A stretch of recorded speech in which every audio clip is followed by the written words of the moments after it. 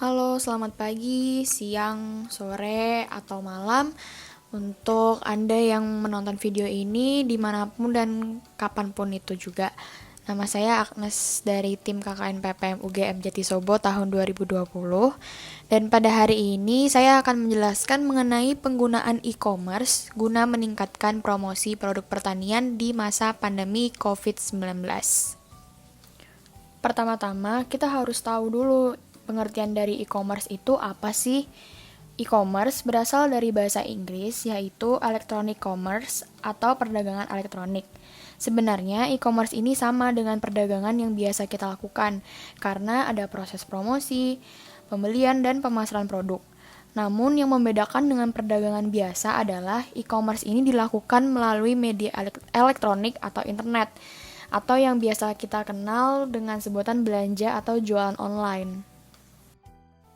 Nah, jadi e-commerce adalah situs di mana orang melakukan jual beli segala jenis barang dan semuanya dilakukan menggunakan internet atau secara online. E-commerce dengan konsep marketplace menawarkan jasa bagi pengusaha untuk menjual secara online dengan cara membuka toko di situs mereka. Nah, sekarang mengapa sih petani juga sudah harus mulai menggunakan e-commerce? Petani sudah harus mulai menggunakan e-commerce karena perkembangan e-commerce di Indonesia bisa dikatakan sudah sangat pesat.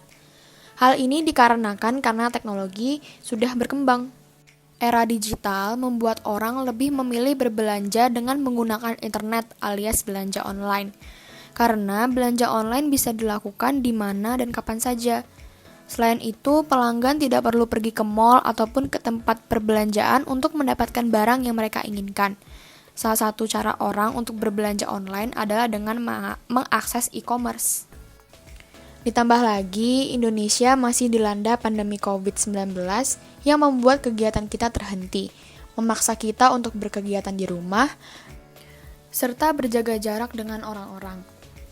Orang-orang pasti sekarang kalau mau beli barang-barang yang dibutuhkan sebisa mungkin melalui e-commerce atau online. Nah, e-commerce ini merupakan salah satu jawaban agar kita dapat bertahan hidup dan tetap ada pemasukan meskipun dilanda pandemi COVID-19. Berikut adalah beberapa manfaat dari menggunakan e-commerce. Yang pertama adalah jangkauan pasar luas.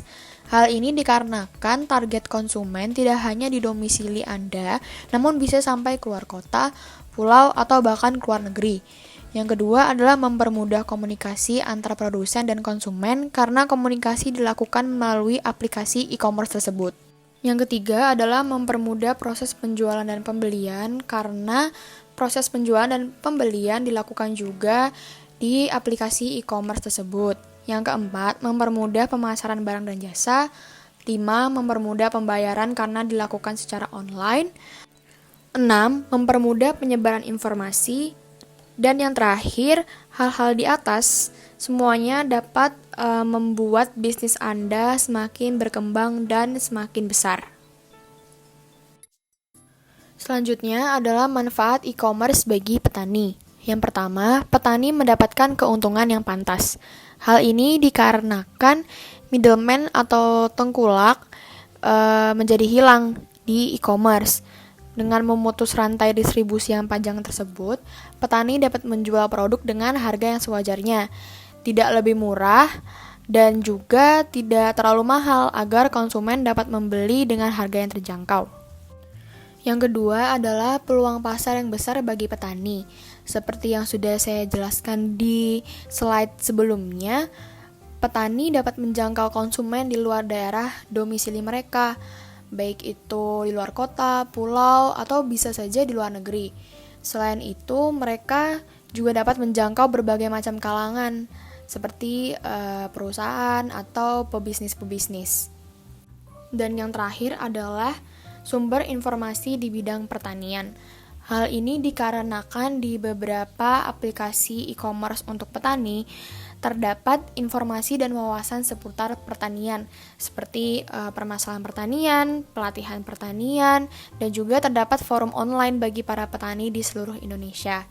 Nah, 3 hal atau 3 manfaat ini dapat membuat sektor pertanian di Indonesia semakin berkembang pesat. Nah, selanjutnya kita akan membahas beberapa e-commerce untuk petani yang ada di Indonesia. Yang pertama adalah TaniHub.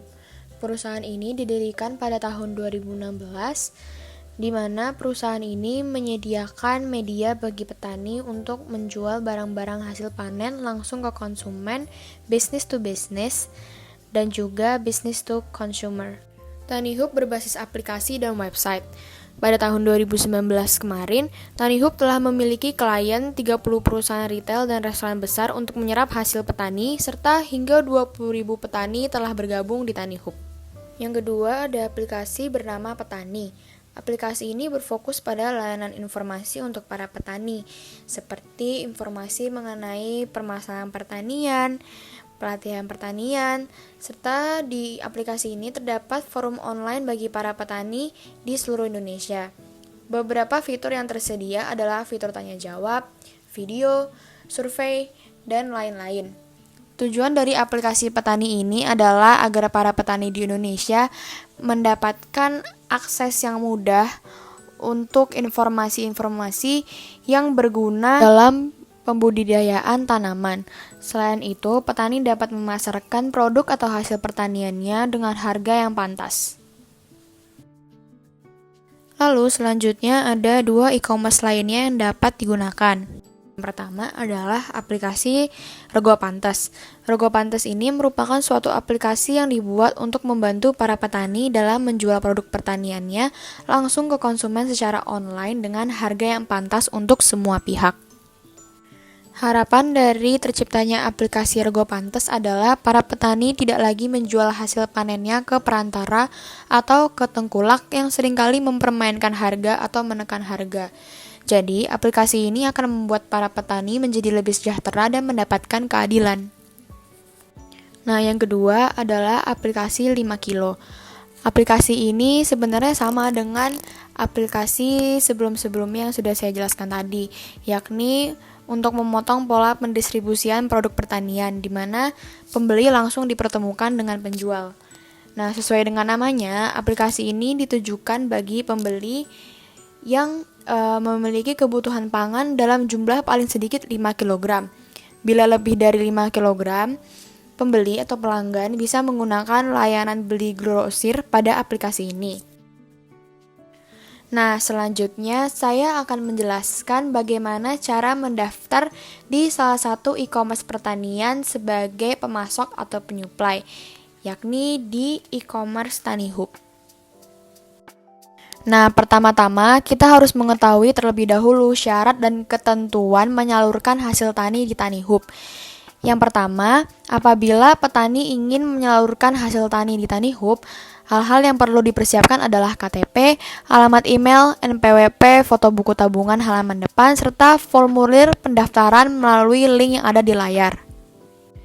Nah, apabila ingin menjadi pemasok, hal-hal yang perlu dipersiapkan adalah KTP, NPWP, TDP atau tanda daftar perusahaan, surat izin usaha perdagangan, foto buku tabungan halaman depan, serta formulir pendaftaran melalui link yang ada di layar.